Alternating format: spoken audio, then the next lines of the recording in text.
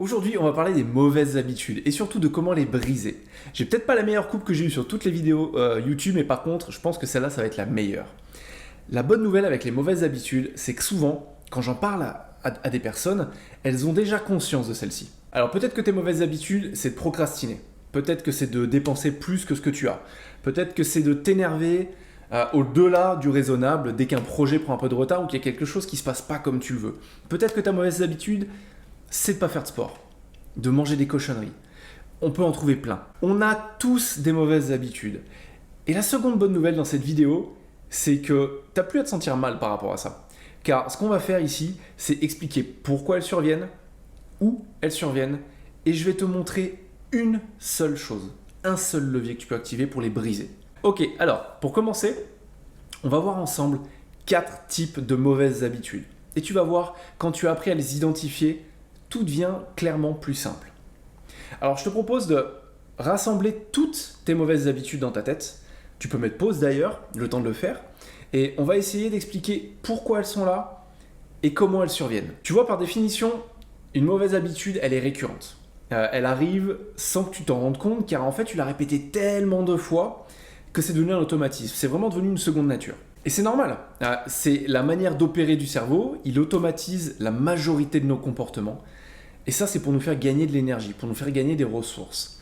Le premier pas ici, en fait, c'est de prendre conscience de son comportement et de ses habitudes. Et pour ça, je te propose de faire le tour donc des 4 types de mauvaises habitudes, les 4 principales. Toutes les mauvaises habitudes qui existent rentrent dans ces 4 cases. La première mauvaise habitude, en fait, elle est causée par notre désir de nous protéger. Je ne veux pas me lancer dans tel projet, dans tel nouveau projet, car j'ai peur, donc je vais procrastiner. En fait, tu as juste créé un comportement pour te protéger de la déconvenue. Si on prend l'exemple de quelqu'un qui se dit perfectionniste, il va souvent, tu vois, développer ce comportement, car comme ça, il n'a jamais rien à sortir, jamais rien à mettre au grand jour. Comme ça, en fait, il n'y a personne qui va le juger. Une autre super mauvaise habitude qui rentre dans cette case et que beaucoup de personnes ont, c'est celle de ne pas parler pour eux, de ne pas dire ce qu'ils pensent. Ça te parle, ça? Le deuxième type de mauvaise habitude, c'est de pacifier.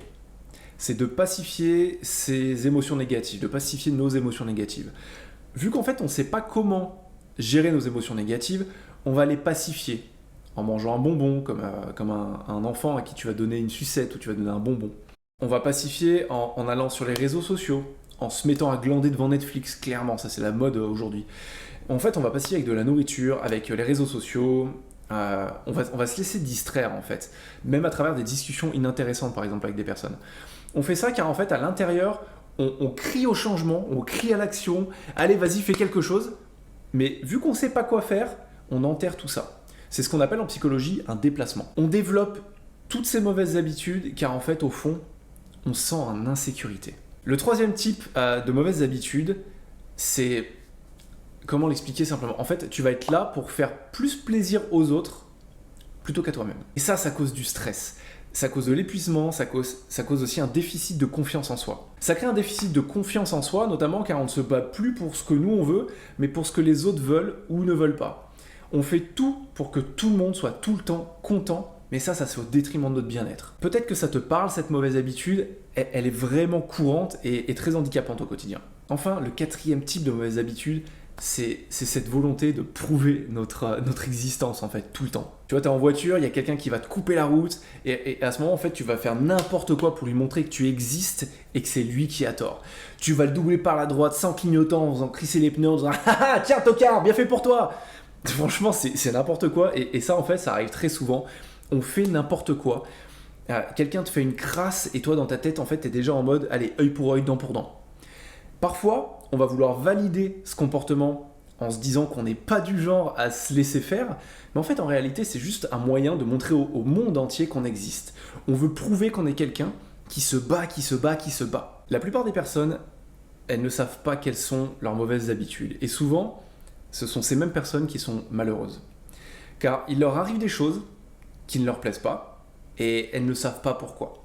Elles ne savent pas pourquoi, elles n'arrivent pas à atteindre leurs objectifs, elles ne savent pas pourquoi rien ne semble leur sourire quand d'autres ont l'air d'avoir de la chance, ou pourquoi en fait elles récoltent toujours les mêmes résultats, quoi qu'elles fassent. La première chose à faire, c'est d'en prendre conscience. C'est franchement le meilleur moyen actionnable pour redevenir heureux. Prendre conscience de son quotidien. Alors pour ça, je t'ai dit qu'on allait voir une seule chose. Et on va faire cette seule chose ensemble. quelles que soient tes mauvaises habitudes, tu vas répéter ta volonté de la dépasser. Car c'est impossible, une habitude elle a été créée par répétition, donc tu ne pourras pas t'en départir sans répétition. Par exemple, tu vois, tu as ce réflexe pourri, je sais pas, de te jeter sur la mauvaise nourriture quand ça va pas, comme on l'a vu un peu avant. La première étape, c'est d'en prendre conscience. Maintenant, il faut que tu te poses la question. Comment est-ce que je peux avoir les bénéfices que je recherche en fait en sautant sur ce paquet de nourriture, mais d'une autre manière? Alors maintenant, n'attends pas la prochaine fois que tu es énervé pour la pratiquer. Fais-le maintenant. Tu as ce paquet de chips là qui est sur la table, tu vas le regarder. Et tu vas essayer de te rappeler quand est-ce que c'était la dernière fois que j'ai voulu sauter sur ce paquet de biscuits, ou ce paquet de chips, comme on l'a dit dans l'exemple. Qu'est-ce qui a déclenché ça? Qu'est-ce que je pourrais faire pour remplacer ce comportement? En fait, le but ici, c'est vraiment de découvrir ce qui actionne ta mauvaise habitude. Une habitude, c'est toujours le même schéma. Il y a un déclencheur, ça engendre un désir qui engendre un résultat. Pour simplifier, c'est vraiment la boucle de rétroaction d'une habitude. Et donc, pour tout changer, il faut absolument que tu trouves quel est ce déclencheur. Et pourquoi est-ce que tu réagis à ce déclencheur? C'est hyper important en fait de le trouver car il faut comprendre qu'il sera toujours là. Le déclencheur, il apparaîtra toujours. Jamais il va disparaître. Tu peux changer ton habitude, mais le déclencheur sera toujours quelque part. Et il te rappellera toujours un ancien comportement. Il ne changera jamais. Ton job, en fait, c'est d'identifier la réaction que tu as face à ce déclencheur et de la changer. Car une fois que tu fais face à ce déclencheur, tu peux te poser par exemple la question suivante, qui est vachement puissante. Qu'est-ce que la meilleure version de moi-même ferait dans cette situation? La dernière chose, c'est, s'il te plaît, ne sois pas trop dur envers toi-même. Le but, quand on crée une habitude, ou quand on change une habitude, ou quand on brise une mauvaise habitude, c'est d'avoir plus de victoires que de défaites. C'est trouver cet équilibre. C'est tout ce qui compte, car c'est ce qui va enclencher le processus, ce qui va enclencher ta motivation à perdurer, et donc qui va faire actionner le changement. Avoir plus de victoires que de défaites. Tant que tu trouves cet équilibre, tu arriveras toujours à renforcer un comportement positivement. J'espère que cette vidéo t'a plu, en tout cas je te remercie d'être allé jusqu'au bout. Si c'est le cas, n'hésite pas à la partager, à t'abonner, des vidéos comme ça j'en sors régulièrement. Pose-moi des questions en commentaire, j'y réponds toujours. En attendant, je te dis à bientôt, ciao.